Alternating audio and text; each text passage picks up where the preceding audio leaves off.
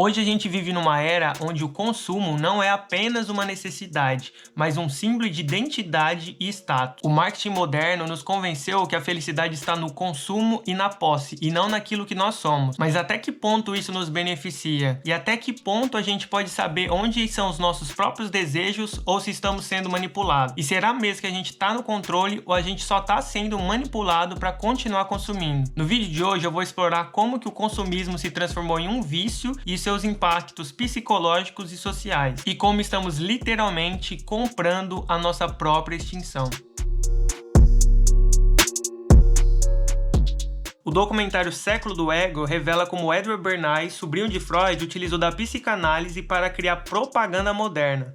Ele entendeu que as pessoas não compram simplesmente produtos, mas elas compram emoções e desejos inconscientes. Esse cara ele teve uma ideia muito macabra. Ele começou a criar campanhas onde ele associava determinados tipos de produtos a poder e status, desenvolvendo assim estratégias de marketing que são utilizadas até os dias de hoje, explorando as fraquezas e os gatilhos emocionais. Ele influenciou desde o mercado da moda até a forma como a gente consome notícia e política. O consumo, que antes era apenas uma necessidade, agora ele se transformou em um mecanismo de controle, e hoje quem controla o desejo controla as massas. Por isso você vê várias notícias que hoje os dados e informações são mais valiosos até do que o petróleo, porque quem tem muitas informações, como o Big Techs e tudo mais, sobre os algoritmos, sabe exatamente quem você é, o que você gosta, o que você consome, e com isso eles conseguem controlar os seus desejos e conseguir assim, através dos seus desejos, jogar em você informações para você consumir cada vez mais. A ânsia de ter e o tédio de possuir. Essa famosa frase de Schopenhauer resume muito bem o fenômeno global que a gente se encontra hoje. Você compra um celular hoje, semana que vem você já quer trocar. Você compra uma roupa hoje, mas já vai começar o verão, então você precisa comprar uma roupa do verão, porque todo mundo tá falando que você precisa trocar, porque a moda do biquíni esse ano é esse, porque a moda de cabelo desse ano é isso. Você é sempre estimulado a comprar. E esse desejo nunca é saciado, porque ele é artificialmente criado para te manter preso nessa roda do consumo excessivo. O consumismo não apenas explora nossa insatisfação, como também cria isso intencionalmente. E o mesmo princípio do consumismo está atrelado com as apostas online, que infelizmente virou uma febre, uma maldição nacional, fazendo o Brasil ser o terceiro país que mais consome esses jogos de azar no mundo. Propagandas que prometem mudar sua vida da noite para o dia, você vai colocar um tanto de dinheiro e você vai multiplicar isso em 100 vezes e que você vai sair da sua condição financeira para melhor. Infelizmente, nessas premissas fazem várias famílias se afundarem em dívidas, pessoas que estão cometendo suicídio por conta do vício em jogos. Isso está cada vez mais sendo comum. Em vez de a gente ver uma saída, uma luz no fim do túnel, infelizmente não tem nada disso, que por sinal agora eles estão tendo uma estratégia muito macabra também, que é utilizar a maior paixão nacional, que é o esporte, o futebol, para colocar as famosas bets como as maiores patrocinadoras destes clubes. Então todo jogo de futebol que você vai ver aí é bet pra cá, bet pra lá, bet de não sei quem. Então a gente tá cada vez mais naturalizando algo que está sendo muito nocivo para a sociedade, estimulando ainda mais o consumo e esse vício em jogos. No fim, tanto o consumo quanto as apostas alimentam o ciclo de frustração e perda. As redes sociais como Instagram, TikTok, Twitter, Facebook ou até mesmo aqui o YouTube transformou o consumo como um espetáculo. Cada vez mais a gente se debruça para ver nas redes sociais, seja clipe musical de pessoas que a gente admira, ou seja de jogador de futebol, ou seja de artista, seja lá o que for, você vê esse espetáculo pelo consumo. E a gente define em consenso como sociedade, através das compras dessas pessoas, como um sucesso, ou como a pessoa conseguiu vencer na vida porque ela tem uma Ferrari, por exemplo. E a Ferrari, como vários outros objetos, ela apenas simplifica um pouco da ideia que eu falei aqui no começo sobre transformar a partir de um produto a ideia de status e poder, porque ninguém compra uma Ferrari para andar de carro, as pessoas compram uma Ferrari para mostrar o seu poder através de um carro, e através dessa ótica e dessa senso de percepção de mundo, a gente define valores a uma sociedade, de quem possui, de quem ostenta e de quem ele se coloca na sociedade, uma pirâmide social através do que você consome. O nosso consumo, além de tudo, ele é também um senso político e ideológico. E através disso, pelas músicas, seja pela cultura, você é estimulado a cada vez mais a ver vários itens que são associados com o símbolo de poder e status. Por exemplo, bebida alcoólica que seja de marca, sei lá, Red Label, que seja, com um sentimento de poder. E tudo isso é definido por uma sociedade e como a gente vai criando essa percepção de sucesso. E como o consumo ele virou esse medidor de valor pessoal, enquanto você não possui algo e quando você não ostenta algo, você não pertence. E através dessa dinâmica que a gente cria como sociedade, a gente alimenta ansiedades e frustrações para uma camada social mais desigual, alimentando ainda mais o sentimento de não pertencimento por conta de não ter os itens necessários para ser considerados aceitáveis ou incluídos.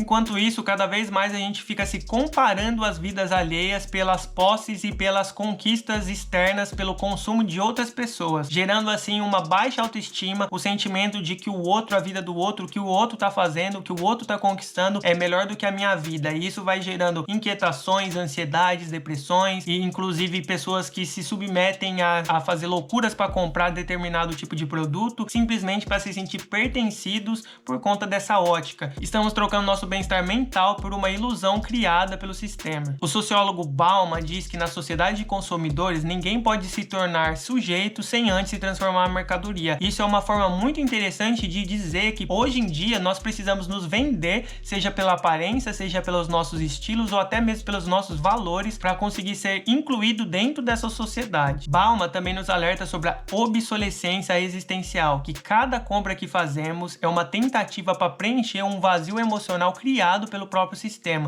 Em outras palavras, a gente é programado para nunca se sentir satisfeito. As empresas sabem muito bem dançar a dança do lucro. Ela sempre muda conforme a sociedade muda para conseguir lucrar mais com todas as parcelas da sociedade, porque elas entendem o poder político e ideológico que o consumo tem. As marcas que antes sexualizavam as mulheres em propagandas de cerveja, como a famosa Vai Verão, Vem Verão, conseguiram perceber que uma boa parcela dos consumidores eram mulheres, e a partir disso começaram a fazer propagandas direcionadas para as mulheres e colocando o empoderamento feminino, colocando assim uma bandeira de abraçar as mulheres, a diversidade, apenas para vender uma ideia de uma empresa friendly. A mesma coisa acontece com o Pink Money, que se você não conhece esse termo, é o dinheiro da parcela LGBT, que depois de muito tempo, os publicitários entenderam que a parcela desse público LGBT tem um poder aquisitivo muito alto e que consomem bastante e conseguiram encontrar aí uma oportunidade. Por isso começaram a abraçar a pluralidade, colocar cores no mês do orgulho LGBT, não porque eles realmente prezam e ele se identifica com a causa, apenas para conseguir ganhar dinheiro. Então, sempre que os fenômenos sociais vão mudando, as empresas vão conseguindo se alinhar a essas estruturas do momento e a partir disso vão colocando as suas ideologias alinhadas com a ideologia da sociedade atual para conseguir atrair cada vez mais uma parcela da sociedade que vão consumir e vão se identificar com a marca através dessas bandeiras que muitas das vezes são falsas. E o fenômeno recente que resume bem o que eu tô falando foi as mudanças internas de políticas das empresas Big Techs, tanto Google quanto Meta, entre outras empresas, que simplesmente deixaram de abraçar a pluralidade do orgulho LGBT, que antes eram pautas internas dessas empresas, porque agora não é mais interessante financeiramente, porque o cenário global está mudando por conta de narrativas ideológicas do mundo que está cada vez mais polarizado entre direita e esquerda, democratas e republicanos. Então hoje essa política está criando associações para tentar fugir dessas pautas antes defendidas, porque agora não gera mais o lucro, então eles estão abraçando ideias contrárias a isso, mostrando que a dança deles e o que eles mais gostam é dinheiro, não é pauta, não existe isso. O consumo não é e nunca foi neutro, ele molda e é moldado pelo cenário político e ideológico vigente. A gente vive nesse mundo onde marcas simbolizam status, onde celebridades são famosas por ostentarem consumos excessivos, comprando relógio de 1 milhão, comprando bolsa de 100 mil, seja jogador de futebol comendo carne com ouro, e cada vez mais a gente dá atenção para isso, a gente dá ibope, a gente adora isso, a gente sente uma vontade de estar no lugar, a gente admira isso, mas a crítica aqui fica, para que a gente dá essa audiência? Por que a gente realmente, em que momento de sociedade a gente começou a naturalizar normalizar isso e ver isso como uma coisa interessante, uma coisa admirável, uma coisa que eu quero pra minha vida. E pior ainda, várias religiões, e principalmente cristãs no Brasil, colocando a ideia de que isso é ser abençoado por Deus. Será que essas ideologias são boas para nossa sociedade, para nossa desigualdade social em um país que muitas pessoas não têm um mínimo? Será que realmente esse é o caminho que a gente precisa ter? Eu acho que o primeiro passo é a gente conseguir desconstruir essa ideia de ostentação e sobre essa ideia do fetiche do consumo, que a partir desse entendimento, dessa crítica, dessa autocrítica,